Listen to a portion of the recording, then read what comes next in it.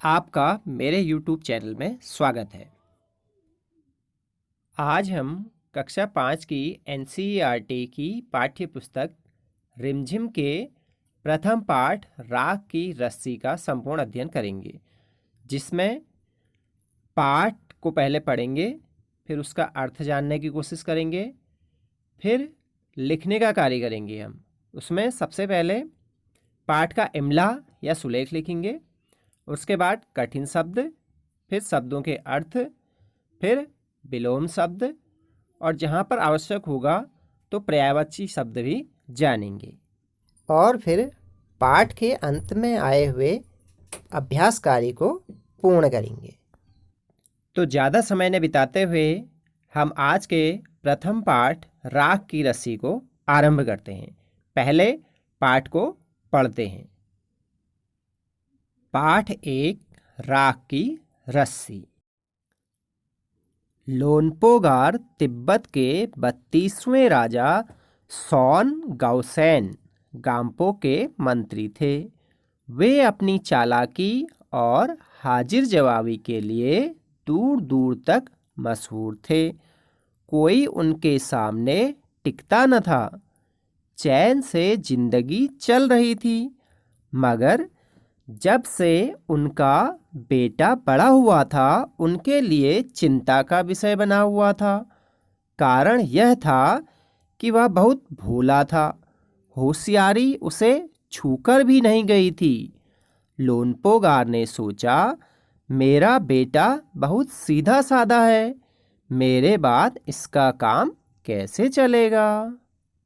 एक दिन लोनपोगार ने अपने बेटे को 100 भेड़ें देते हुए कहा, तुम इन्हें लेकर शहर जाओ, मगर इन्हें मारना या बेचना नहीं। इन्हें वापस लाना 100 जौ के बोरों के साथ, वरना मैं तुम्हें घर में नहीं घुसने दूंगा। उसके बाद उन्होंने बेटे को शहर की तरफ रवाना किया। लोनपोगार का बेटा शहर पहुंच गया, मगर इतने बोरे जौ खरीदने के लिए उसके पास रुपये ही कहाँ थे। वह इस समस्या पर सोचने विचारने के लिए सड़क किनारे बैठ गया, मगर कोई हल उसकी समझ में ही नहीं आ रहा था। वह बहुत दुखी था। तभी एक लड़की उसके सामने आ खड़ी हुई। क्या बात है, तुम इतने दुखी क्यों हो? लोनपोगार के बेटे ने अपना हाल कह सुनाया। इसमें इतना दुखी होने की बात नहीं, मैं इसका हल निकाल देती हूँ। इतना कहकर लड़की ने भेड़ों के बाल उतारे और उन्हें बाजार में बेच दिया। जो रुपये मिले उनसे जौ के 100 बोरे खरीदकर उसे घर वापस भेज दिया।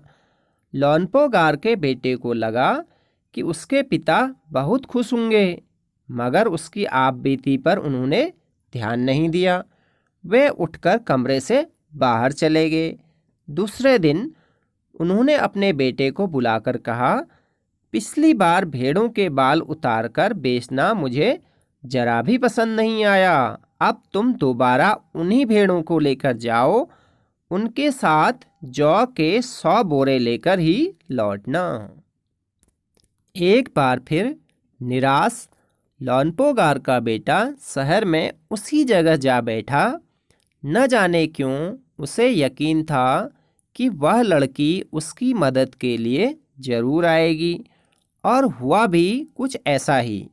वह लड़की आई, उससे उसने अपनी मुश्किल कह सुनाई। अब तो बिना जौ के 100 बोरों के मेरे पिता मुझे घर में नहीं घुसने देंगे। लड़की सोचकर बोली, एक तरीका है। उसने भेड़ों के सींग काट लिए।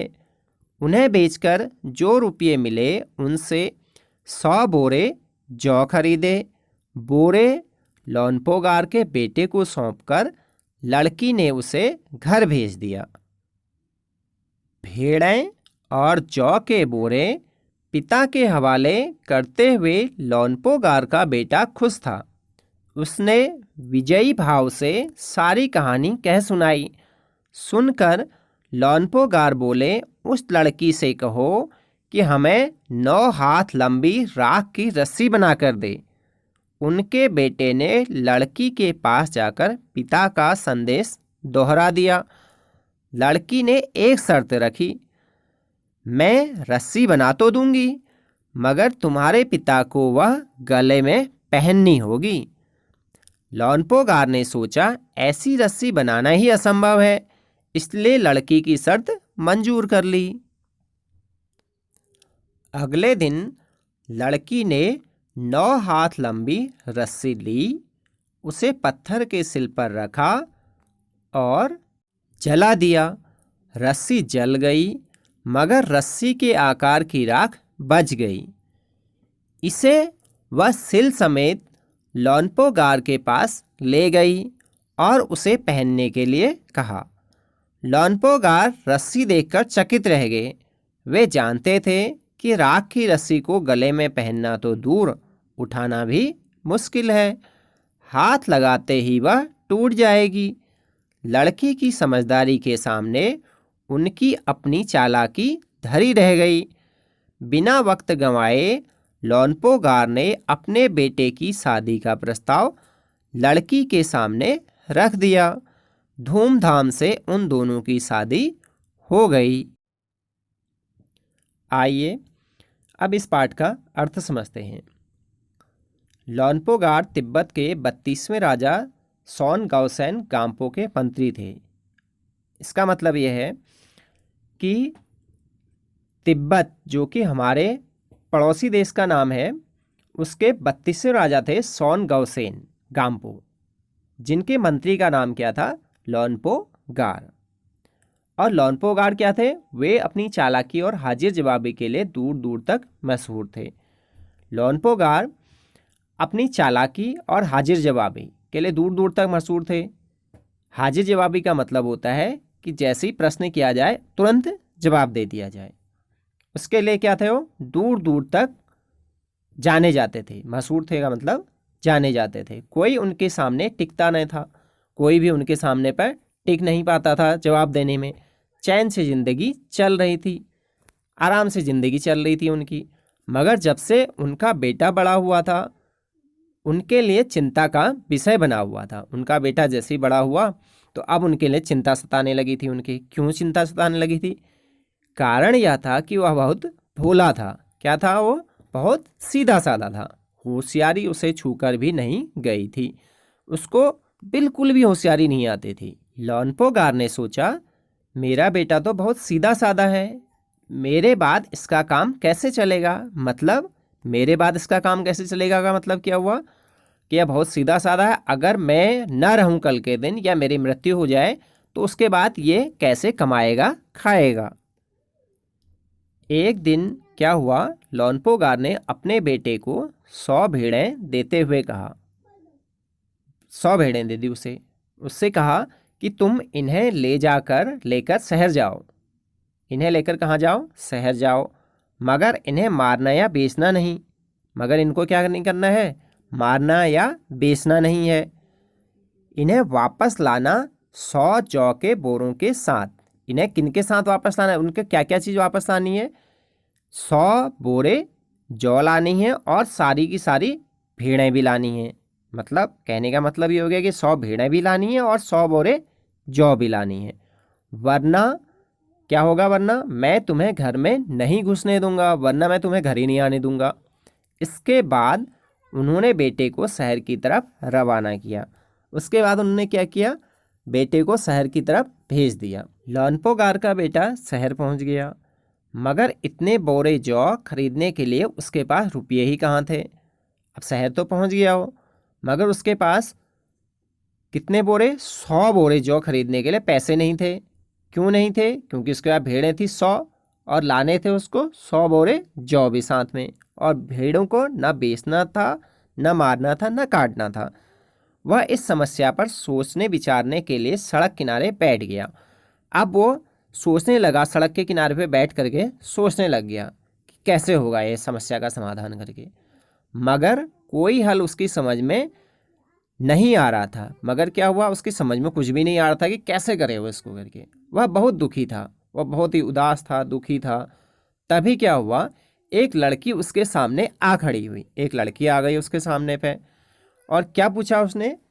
उसने कहा कि क्या बात है, तुम इतने दुखी क्यों हो? ये बात लड़की ने पूछी। किससे पूछी? लोनपोगार के बेटे से। लोनपोगार के बेटे ने अपना हाल कह सुनाया। लोनपोगार के बेटे ने जो समस्या थी वो पूरी की पूरी उसको बता दी कि मुझे 100 भेड़ें दी गई हैं और मुझे 100 भेड़ों के साथ साथ 100 जौ के बोरे भी वापस लाने हैं। इसमें इतना दुखी होने की कोई बात नहीं, मैं इसका हल निकाल देती हूँ। अब क्या हुआ, लड़की ने क्या कहा कि इसमें इतना दुखी होने की कोई बात नहीं है, मैं तो इसका हल अभी निकाल देती हूँ। इतना कहकर लड़की ने भेड़ों के बाल उतारे और उन्हें बाजार में बेच दिया।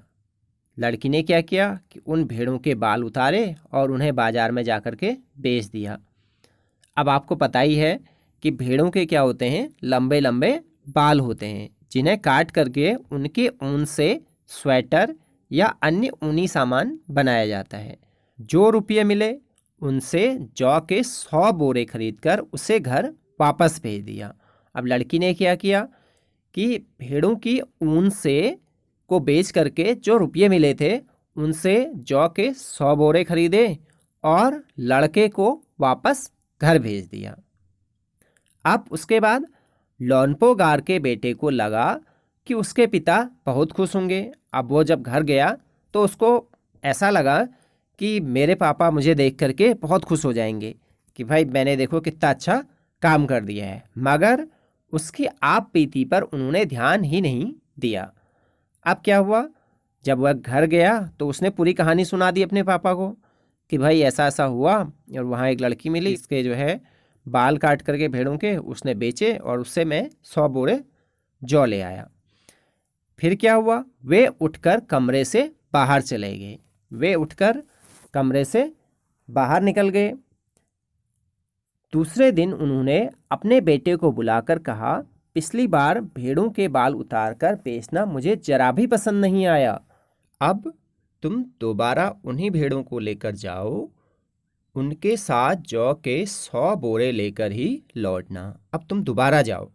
उसके पिताजी ने क्या कहा कि तुम अब दोबारा इन्हीं भेड़ों को लेकर के जाओ वहाँ बाजार में, और उनके साथ, किनके साथ? भेड़ों के साथ जौ के 100 बोरे लेकर वापस लौटना। अब उन्होंने ये सोचा, अब भेड़ों के बाल तो काट दिए, अब ये कैसे कमा के लाता है, ये देखना चाहिए। एक बार फिर निराश लोनपोगार का बेटा शहर में उसी जगह जा बैठा। फिर से वह निराश होकर के लोनपोगार का बेटा शहर में उसी जगह बैठ गया जहाँ वो पहले तक बैठता था। न जाने क्यों उसे यकीन था कि वह लड़की उसकी मदद के लिए ज़रूर आएगी। उसे इस बार भी यकीन था कि वह लड़की उसकी मदद के लिए इस बार भी ज़रूर आएगी, और हुआ भी कुछ ऐसा ही। वह लड़की आई और वास्तव में हो भी ऐसा ही गया कि वो लड़की फिर से आ गई। उससे उसने अपनी मुश्किल कह सुनाई। लड़के ने उस लड़की को अपनी मुश्किल फिर से बता दी और कहने लगा कि अब तो बिना जौ के 100 बोरों के मेरे पिता मुझे घर में नहीं घुसने देंगे। और कहने लगा उस लड़की से कि अब तो इस बार मेरे पिताजी बिना 100 जौ के बोरे और 100 भेड़ों के बिना मुझे घर में नहीं घुसने देंगे। लड़की सोचकर बोली। लड़की ने थोड़ी देर सोचा और फिर बोला कि एक तरीका है। उसने कहा कि एक तरीका तो है, कैसे जो है आप भेड़ें भी ले जा दोगे और 100 बोरे जौ के भी ले जा लोगे। उसने भेड़ों के सींग काट लिए। उसने क्या किया, उस लड़की ने सभी भेड़ों के सींग काट दिए। उन्हें बेचकर जो रुपये मिले उनसे 100 बोरे जौ खरीदे। अब उनको भी बेच दिया उसने। किसको बेच दिया? भेड़ों की सींग को बेच करके पैसे मिले, उन पैसों से 100 जौ के बोरे खरीद लिए। अब बोरे लोनपोगार के बेटे को सौंपकर लड़की ने उसे घर भेज दिया। 100 बोरे जौ के और 100 भेड़ें लोनपोगार के बेटे को देकर उस लड़की ने उस लड़के को घर भेज दिया। अब भेड़ें और जौ के बोरे पिता के हवाले करते हुए लोनपोगार का बेटा खुश था। अब क्या हुआ कि भेड़ें और जौ के बोरे उस लड़के ने अपने पिता लोनपोगार को दे दिए और वो बड़ा खुश हो गया कि इस बार तो मेरे पिता खुश हो जाएंगे। उसने विजयी भाव से सारी कहानी कह सुनाई। उसने समझा कि मैं विजय हो गया, और विजयी भाव से जब हम मान लिया कोई काम पूरा करके आ जाते हैं तो हम खुश होते हुए आते हैं कि हाँ भाई मैंने ये काम कर दिया। तो वो भी विजयी भाव से अपनी सारी कहानी उसने फिर से बता दी कि वहाँ जब मैं गया था बाजार तो वहाँ क्या क्या हुआ करके। हमने जो है इस बार भेड़ों के सींग काट करके जौ के बोरे ले आए करके। अब ये सुनकर क्या हुआ, लोनपोगार बोले, लोनपोगार क्या बोले कि उस लड़की से कहो कि हमें 9 हाथ लंबी राख की रस्सी बना कर दे। उनने लोनपोगार ने अपने लड़के से कहा कि उस लड़की से इस बार कहना कि हमें 9 हाथ लंबी राख की रस्सी बनाकर दे दे। राख की रस्सी मतलब जो राख होती है, हम लकड़ी जलाते हैं, राख बनती है, उस राख की रस्सी बना करके देना। उनके बेटे ने लड़की के पास जाकर पिता का संदेश दोहरा दिया। उनका बेटा फिर से बाजार गया और उस लड़की के पास फिर से मिला और उनको अपने पिताजी का जो समाचार था, संदेश था कि 9 हाथ की रस्सी बनानी है राख की, वो बता दिया उसको। लड़की ने एक शर्त रखी। लड़की ने उसके पिता से के सामने पर एक शर्त रखी कि मैं रस्सी बना तो दूंगी। उसने कहा कि मैं तो रस्सी तो बना दूंगी, मगर तुम्हारे पिता को वह गले में पहननी होगी। उसने कहा कि मैं राख की रस्सी तो बना दूंगी, लेकिन तुम्हारे पिताजी को वह अपने गले में पहननी होगी। अब लोनपोगार ने सोचा ऐसी रस्सी बनाना ही असंभव है। अब जब लोनपोगार ने ये बात सुनी कि हाँ वो रस्सी बनाने के लिए तैयार है, तो उन्होंने कहा कि यह रस्सी बनाना तो असंभव है। इसलिए उनने क्या किया, लड़की की शर्त मंजूर कर ली। अगले दिन लड़की ने 9 हाथ लंबी रस्सी ली, उसे पत्थर के सिल पर रखा और जला दिया। अगले दिन क्या हुआ, लड़की ने 9 हाथ लंबी एक रस्सी ली और उसे पत्थर के सिल पर, एक बड़ा सा टुकड़ा पत्थर का, उस पर रख करके उसे जला दिया। रस्सी जल गई, मगर रस्सी के आकार की राख बच गई। जब वह रस्सी जल गई तो उसके जैसे आकार की वहाँ पर को राख बच गई। इसे वह सिल समेत लोनपोगार के पास ले गई और उसे पहनने के लिए कहा। अब वो लड़की उस सिल को, बड़े से पत्थर के टुकड़े को, रस्सी की राख समेत लोनपोगार के पास ले गई और उससे बोली कि इसे पहनो। लोनपोगार रस्सी देखकर चकित रह गए। जब लोनपोगार ने राख की रस्सी देखी तो वे आश्चर्यचकित रह गए, देखते ही रह गए उसको, ये कैसे हो गया। वे जानते थे कि राख की रस्सी को गले में पहनना तो दूर, उठाना भी मुश्किल है। उनको पता था कि राख की रस्सी जब बनी हुई है, उनको गले में तो पहनना तो दूर की बात है, उसको उठा भी नहीं सकते हैं, बहुत ही मुश्किल काम है। क्योंकि कोई भी चीज़, राख का कोई भी चीज़ बना हुआ है तो उसको पूरा का पूरा उठाना असंभव होता है, वो टुकड़े टुकड़े हो जाएगा। हाथ लगाते ही वह टूट जाएगी। वो जैसे ही उसको हाथ लगाएंगे तो वह क्या हो जाएगी, टूट जाएगी वो राख की रस्सी। लड़की की समझदारी के सामने उनकी अपनी चालाकी धरी रह गई। लड़की इतनी होशियार थी, इतनी समझदार थी कि उनकी अपनी चालाकी, मतलब उनकी अपनी होशियारी धरी की धरी रह गई। बिना वक्त गंवाए लोनपोगार ने अपने बेटे की शादी का प्रस्ताव लड़की के सामने रख दिया। अब उनने तुरंत जो है, किसने, लोनपोगार ने अपने बेटे की शादी का प्रस्ताव उस लड़की के सामने रख दिया कि मैं अपने लड़के की शादी तुमसे कराना चाहता हूँ। तो क्या हुआ, लड़की राजी हो गई और धूमधाम से उन दोनों की शादी हो गई। उन दोनों का विवाह धूमधाम के साथ हो गया। इस प्रकार इस पाठ का अर्थ पूरा हुआ। अब हम इस पाठ 1 राख की रस्सी का इमला लिखेंगे। इमला मतलब सुलेख, जिसके 2 पैराग्राफ लिखेंगे। इमला लिखने के बाद आइए अब हम इस पाठ में आए हुए जो कठिन कठिन शब्द हैं उनको लिख लेते हैं। पहला शब्द है 32वें, दूसरा शब्द है हाजिर जवाबी, अगला शब्द होशियार, उसके अगला समस्या, फिर आप बीती, उसके बाद सौंप कर, उसके बाद मुश्किल, उसके बाद प्रस्ताव और लास्ट में संदेश। आइए अब हम इस पाठ के शब्द अर्थ लिख लेते हैं। एक साइड शब्द, दूसरी ओर अर्थ। पहला शब्द है समस्या। समस्या का अर्थ होता है परेशानी। दूसरा शब्द निराश का अर्थ उदास। अगला शब्द यकीन, विश्वास। अगला शब्द तरीका का अर्थ हुआ उपाय। अगला शब्द मदद, मदद का अर्थ हुआ सहायता। उसका अगला शब्द मुश्किल, मुश्किल का अर्थ हुआ परेशानी। उसका अगला शब्द आकार का अर्थ हुआ बनावट। अगला शब्द चकित का अर्थ हैरान। अगला शब्द हल, हल का अर्थ है उपाय।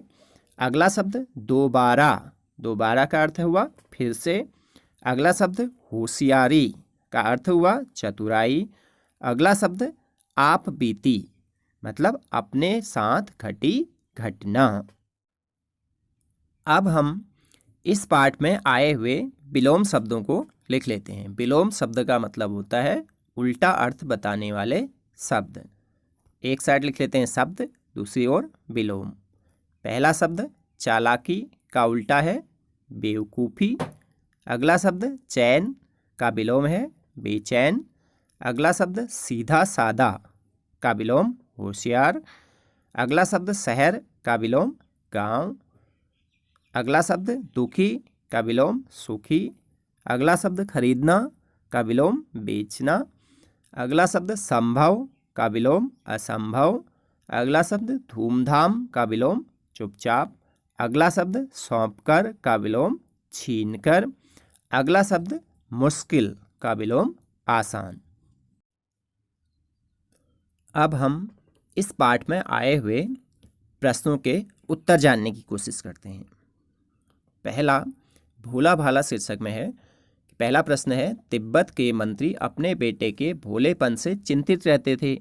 पहला प्रश्न इसमें क तुम्हारे विचार से वे किन किन बातों के बारे में सोचकर परेशान होते थे। तो इसका उत्तर हो जाएगा कि वे यह सोचकर परेशान होते थे कि मेरा बेटा बहुत ही सीधा साधा है, वो मेरे जाने के बाद अपनी ज़िंदगी कैसे काटेगा। अगला प्रश्न ख तुम तिब्बत के मंत्री की जगह होती तो क्या उपाय करती। तो इसका उत्तर हो जाएगा कि मैं अगर तिब्बत के मंत्री की जगह होती तो मैं अपने बेटे को अच्छी तरह प्यार से समझाती कि जो है दुनिया में सीधे साधे से काम नहीं चलता है, इसलिए थोड़ी होशियारी भी दिखानी पड़ती है। अगला टॉपिक है शहर की तरफ। इसमें पहला है मंत्री ने अपने बेटे को शहर की तरफ रवाना किया। इसका क प्रश्न है मंत्री ने अपने बेटे को शहर क्यों भेजा। तो क्यों भेजा उसने, इसका उत्तर हो जाएगा कि उसने वहाँ शहर की चालाकी सीखने के लिए उसे शहर भेजा। अगला प्रश्न ख उसने अपने बेटे को भेड़ों के साथ शहर में ही क्यों भेजा। इसका उत्तर हो जाएगा कि उसने अपने बेटे को भेड़ों के साथ शहर में ही भेजा क्योंकि शहर में से ही चालाकी सीखी जा सकती है, क्योंकि गांव में सभी लोग सीधे साधे होते हैं। अगला प्रश्न ग तुम्हारे घर के बड़े लोग पहले कहाँ रहते थे, घर में पता करो। आस पड़ोस में भी किसी ऐसे व्यक्ति के बारे में पता करो जो किसी दूसरी जगह जाकर बस गया हो। उनसे बातचीत करो और जानने की कोशिश करो कि क्या वे अपने निर्णय से खुश हैं, क्यों। एक पुरुष, एक महिला और एक बच्चे से बात करो। यह भी पूछो कि उन्होंने वह जगह क्यों छोड़ दी। ये हम बच्चों को काम दे सकते हैं कि वो अपने घर में जा कर के, अपने आस पड़ोस में जा कर के पूछेंगे और इसका उत्तर जानने की कोशिश करेंगे। अगला प्रश्न जौ एक तरह का अनाज है जिसे कई तरह से इस्तेमाल किया जाता है। इसकी रोटी बनाई जाती है, सत्तू बनाया जाता है और सूखा भूनकर भी खाया जाता है। अपने घर में और स्कूल में बातचीत करके कुछ और अनाजों के नाम पता करो कि जैसे पहला गेहूँ और जौ, जिसकी क्या बनाई जाती है, सत्तू बनाया जाता है या आटा बनाया जाता है। इस तरह से या कुछ और चीज़ भी कहीं भी काम आ सकता है। उन अनाजों के नाम बताने हैं। तो बच्चे बता सकते हैं कि चावल और बाजरा, मडुआ, अपने अपने क्षेत्र के अनुसार वो बता सकते हैं। अगला प्रश्न, प्रश्न 3 गेहूं और जौ अनाज होते हैं और वे तीनों संज्ञा शब्द हैं। गेहूं और जौ अलग अलग किस्म के अनाजों के नाम हैं। इसलिए ये दोनों व्यक्तिवाचक संज्ञा हैं और अनाज जातिवाचक संज्ञा है। इसी प्रकार रिमझिम व्यक्तिवाचक संज्ञा है और पाठ्यपुस्तक जातिवाचक संज्ञा है। क, नीचे दी गई संख्याओं का वर्गीकरण इन दो प्रकार की संज्ञाओं से करो। शब्द दिए हैं लेह, तांबा, धातु, खिचड़ी, शेरवानी, शहर, भोजन और वेशभूषा। तो इनका उत्तर हो जाएगा, इनको छांटना है व्यक्तिवाचक और जातिवाचक में। लेह क्या है? व्यक्तिवाचक संज्ञा है और अन्य क्या है? जातिवाचक संज्ञा है। जैसे जातिवाचक संज्ञाओं में आएंगे धातु, शेरवानी, भोजन, तांबा, खिचड़ी, शहर और वेशभूषा। अगला प्रश्न ख, ऊपर लिखी हर जातिवाचक संज्ञा के लिए 3-3 व्यक्तिवाचक संज्ञाएं खुद सोचकर लिखो। अब इनके लिए इसका उत्तर हो जाएगा धातु, शेरवानी, भोजन, तांबा, खिचड़ी और वेशभूषा ये जातिवाचक संज्ञाएं हैं जिनके व्यक्तिवाचक नाम नहीं होते हैं। केवल शहर ही एक ऐसा शब्द है जिसका कि व्यक्तिवाचक नाम हो सकता है। जैसे शहर क्या क्या हो जाएंगे और दिल्ली, मुंबई, चेन्नई, आगरा या आपका कोई भी शहर मान सकते हो बड़ा, बागेश्वर, हल्द्वानी।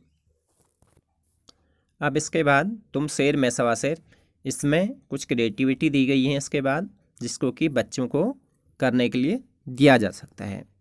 इस प्रकार यह पाठ 1 कक्षा 5 का राख की रस्सी पूर्ण हुआ। धन्यवाद।